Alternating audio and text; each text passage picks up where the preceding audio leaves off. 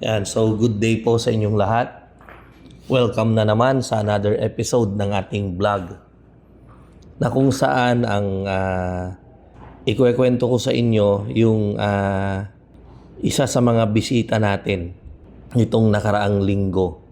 Tayo ay nagulat dahil tayo ay binisita ng isa sa mga congressman namin dito sa Pangasinan, particularly sa may 2nd District. Yan.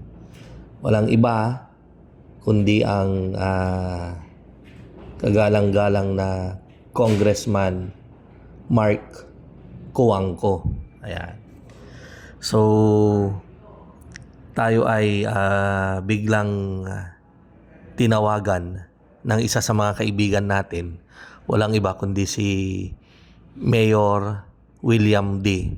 At sinabihan niya ako na on the way daw sa farm ko si Congressman Mark Cojuangco. Kaya dali-dali akong bumiyahe mula sa Dagupan papunta sa aking farm. Yan. So very exciting kasi medyo tayo gusto ko sana ako yung mauuna, 'di ba? Dahil syempre tayo yung host. So gusto kong ako yung mauna kaysa sa kanila. Unfortunately, syempre mas mabilis yung pagta-travel ng helicopter. Kaya nauna sila doon. Tsaka late na rin kasi akong naabisuhan. Yan. So, ang kagandahan nito talagang on time si Congressman. Ayan. So, nagpunta siya sa farm. Lumapag yung kanyang helicopter. And then,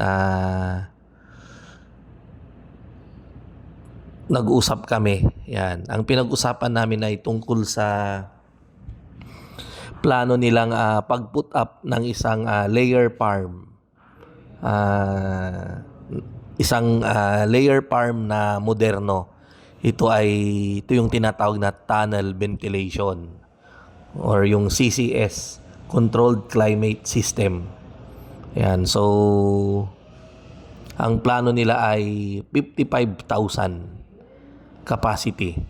Kaya 55,000 heads na RTL yung kanilang ilo-load. At ang good news, sa atin po nila kukunin yung 55,000 heads na yan. Yan. So, ang target nila ng loading ay itong November. Yan. Nagkausap na kami formally. Yan. So, kumbaga, done deal na. Yan. Kaya ako ay tuwang-tuwa. Karangalan ko na ako yung mag-grow ng mga RTL ni Kong. Ayan. I-grow natin yan ng sabay-sabay. Ayan. So, nagpapasalamat ako. Ayan. And then, after nilang mamasyal sa farm, Friday yon. So, Sunday, nagpunta naman sila sa ating restaurant. Kaya yan, nakikita nyo, kami ay nag-lunch kasama yung kanyang mga staff. At kasama ko rin si Kagawad Bruno, tsaka si Barangay Secretary ko, si Sir Ike Palinar. Ayan, na dati rin niyang media man kasi to si Sir Ike kaya magkakilala sila. Ayan, so nagkaroon ng kwentuhan. Masayang kwentuhan. At napansin ko, hindi nagra-rise si Congressman. At yun din yung ipinayo niya sa akin na alisin ko raw kung hanggat kakayanin ko, alisin ko raw yung pagkain ng rice. Kasi yun talaga yung nagbibigay ng sugar sa katawan natin. Yan. So, yun yung ating yun yung kanyang ipinayo sa atin. Ayan.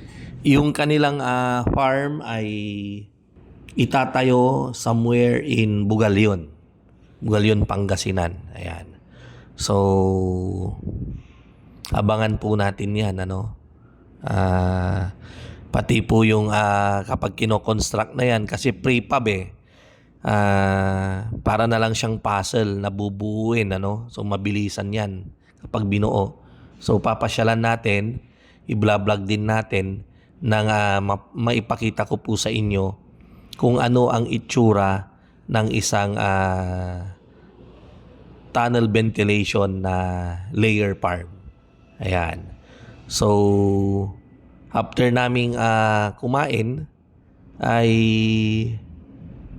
agad naman na silang nagpaalam dahil marami pa raw silang i-inspect na mga project nila. Ayan. So yun lamang po siguro sa ngayon, ano. Abangan nyo po yung mga updates natin sa mga susunod na araw. Ayan. So thank you po, thank you. Thank you sa inyong walang sawang panonood. Mabuhay po tayong lahat at God bless.